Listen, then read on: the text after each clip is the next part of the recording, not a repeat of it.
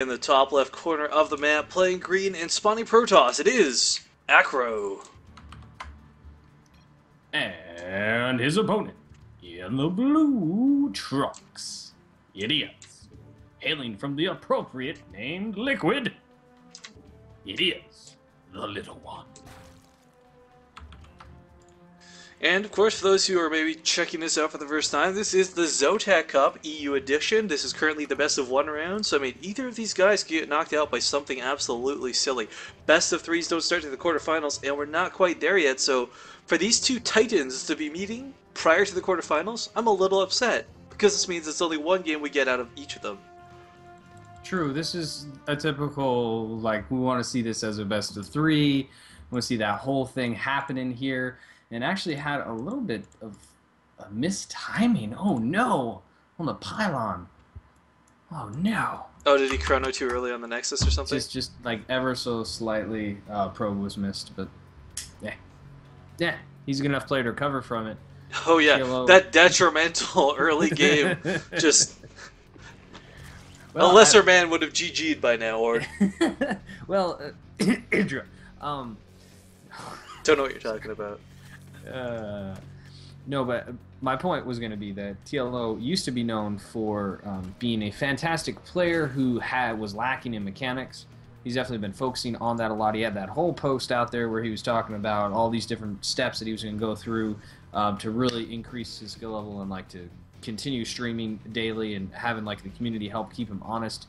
That was pretty cool, and I think we've seen a marked improvement in his actual mechanical skills. So just like little things like that are what I'm paying attention to when we have such good players here, because I could try to predict what they're going to do. Heart of Swarm is still so new that one I'm hoping thing I really want to point out here, Ward, yes. before you're too far away from things. Oh, the probe goes down.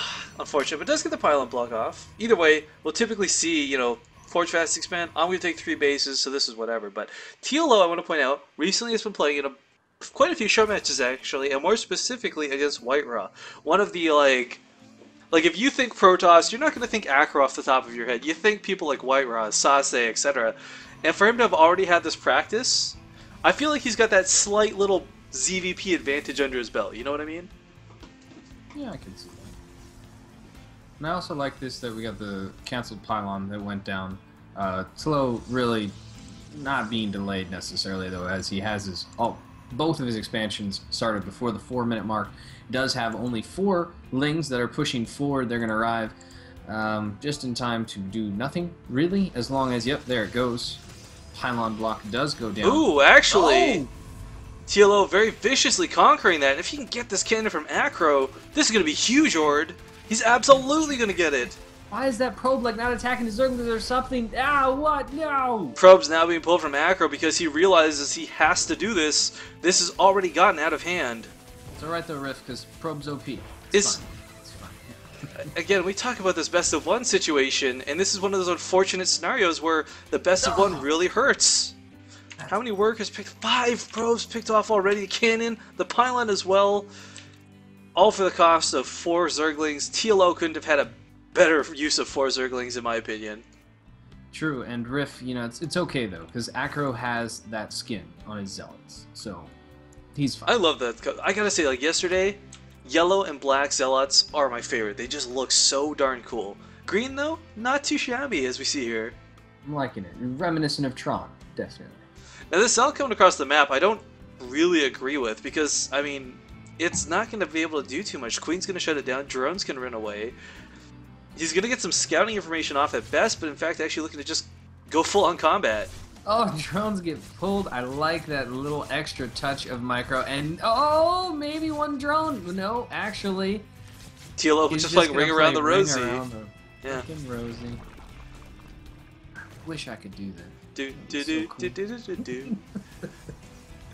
Wait, that's Pop Goes the Weasel. Yeah, wrong song. What am I doing? I don't know the song though, so isn't that actually like a terrible song? Like, isn't it extremely inappropriate? Like the actual meaning of yeah, because it has something to do with the Black Plague from the like medieval times.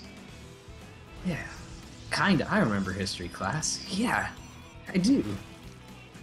Well, history, if it repeats itself, will lead TLO to another victory. Oh, God. And that lair has been started.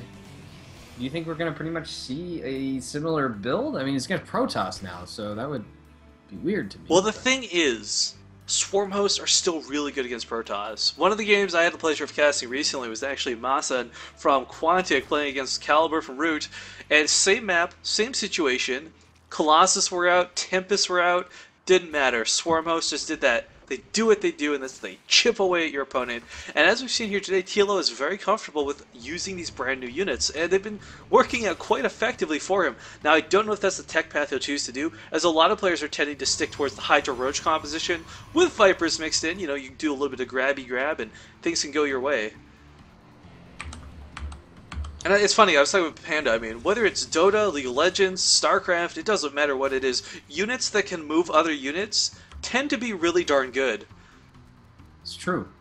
It's a very, very valuable thing, and Vipers will eventually be a must-have in all compositions, I think. The way that Infestors became, like, you're playing Zerg, what do you mean you don't have any Infestors on the field? Man, it's been so long. Like, rest in peace, Infestors. You had your run with Wings of Liberty, a GTFO type thing. But, Dark Shrine coming out, I'm curious if this is going to be some sort of Charge Lot Archon composition, which, I mean, wouldn't be a bad idea, but not exactly the most effective. Archon's, of course, really good against all Zerg units, but of course still very susceptible to the high DPS of Hydralisks. I think Acro's feeling very behind, honestly, because he's going to end up with the Chrono Boosted +2 attack. He's got the Dark Shrine there, so I think he's going to want to use that to maybe snipe a hatchery or something like that to get himself back into this game, and then after that, transition maybe into what you're talking about here. Got the Mama Ship out there wandering around. Well, here come the 4 DT Zord, and this is going to get messy quick. Overseers are already on the field, and Acro can't be happy to see this. First DT already denied. These three should focus down the hatchery, if anything, but nope, going to go for the Queen instead. Oh, doesn't even get the Queen! Go down. The surround with the Zerglings. Wow, the control out of TLO is insane. This one DT tries to make up for the utter fail of all those other ones, but only with 7 kills in the end. I think maybe got 8 kills overall with 4 DTs. Not a very good. Acro, I mean, those 4 Zerglings, I think, really just shook him up from minute 1 of the game. He has been, as you said, playing a little bit behind. That's why he went for that Dark Shrine. Now, we do have RoboBay on the way. Observers coming out, of course. But, I mean, what can you really do when you're at this sort of disadvantage? Well, you have to try and take a third. And we see Acro setting up for it. But, unfortunately, this creep spread, or it's just going to deny this for so long. It is, and we have another DT that's going to wander in here down towards what ends up being TLO's 4th base. Can you imagine if the timing of that was the rocks landing on the DT? Like, how bad luck would you feel if that happened as that Protoss player? I mean, just nothing going right this game. That would have been terrible. He actually almost did get that hatcher there. One more hit from the DT would have nabbed it. Now we have Photon Cannons taking out an Overlord. That's right, Photon Cannons. They've got to get these rocks down darn quick, though, because you'll look down here at a Zerg player, and I mean, TLO, he's just, again, every game we've seen of him today, he's been the embodiment of the Swarm. Like, TLO is the next Kerrigan as far as I'm concerned. And right now, a couple cannons, not going to stand up. No, they're not going to really do anything over at the base. Now, I was just actually taking a look at the Structures tab to see how many hatcheries we have out there. I'm a little surprised to see only 2 right now with the lair as well, and that other hatchery, we got 2 more on the way. Feels a little bit late, to be honest, but TLO was just kind of being greedy early game after his Zerglings did a lot of damage, has some Hydralisks to push forward, weakened up these rocks, softened them up so he can take them down whenever he wants. Actually, is going to do it now. And then Corruption going down the Forge. It's actually a really nice touch. And with the Colossus on the field, though, while the Swarm hosts are still very adept at dealing with the Colossus, TLO is going to need to get his hive up quickly so he can have Vipers on the field. Even if he doesn't plan to use them immediately, you need the option of Vipers. I mean, these Hydras, these Zerglings, they're nice. They're a little bit scary, but the reality is these Colossus, with the Sentry Force Fields, will just mow them down. Now, we do have Swarm hosts, as I said earlier. They're going to chip away at the Protoss army, no question about it. But Colossus, once you've got about 2 or 3 on the field, are quite adept at dealing with the Locust Swarms that come out of them. Yeah, we have TLO gathering up those Locusts so they can kind of go in together. The Colossi going to rack up a lot of kills during the next couple seconds here. But at the same time, Zergling's coming in with the Hydralisk behind. Nice force fields on top of the slow bubble. Yeah, I mean, he just baited out the entirety of that Mothership Core's energy with the Photon Overcharge, with the Time Warp, and now Sentries have used their force fields. I mean, yeah, I'll gladly trade Zerglings for that any day, says TLO. Now we do have the upgrade that just finished for the Colossi. One sent with 13 kills, the other with 0. You know, Orin, I was talking about needing Vipers, but I just realized with no anti-air composition in this army, TLO recognizing this, with a ton of Mutalisks on the field, continuing massive production, there's nothing Acro can do to shut this down. No Templar, no Archons, only a few Stalkers. It's actually very amusing. And we have 16 Mutalisks. Oh gosh. This is not looking good for our Protoss player. Acro in some dire straits, to say the least, as the Mutalisks come into the third base, start sniping off everything here. Stalkers realizing they need to be warped in, but again, Stalkers versus Mutalisks, not the best counter. A necessary that one, +1 flyer attack that's about to finish up as well. These Mutalisks are so powerful. Hydralisk now coming in at the same time. Colossi finally finding a target, but the Stalkers being separated from the Colossi. That could be bad.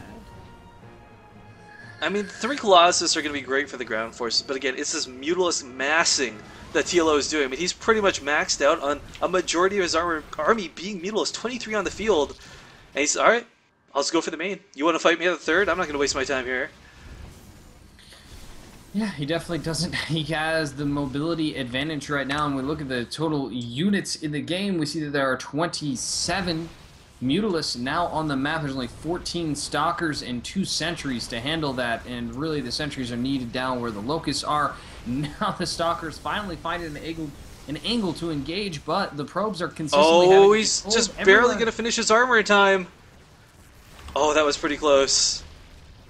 Meanwhile, TLO with so many bases on the map at this point, I mean, he's really combining Acro to 3, if that, because, I mean, we saw the amount of harass. How many workers have been picked off at this point? 49 have gone down, 37 remaining, and that's just not enough economically to keep up with TLO's constant assault. Yeah, and Riff, you said this earlier, the embodiment of the swarm. He's got 30 Zerglings just kind of because he can. He's all over the map. He's got hatcheries everywhere, so even if he loses this force that's out on the map, he can go in any tech direction, practically. And look at this, TLO even splitting his forces, because he doesn't need to have them focused. Now, oh, the Nexus does go down. Stalkers doing what they can. They do have Blink, but that's it. GG.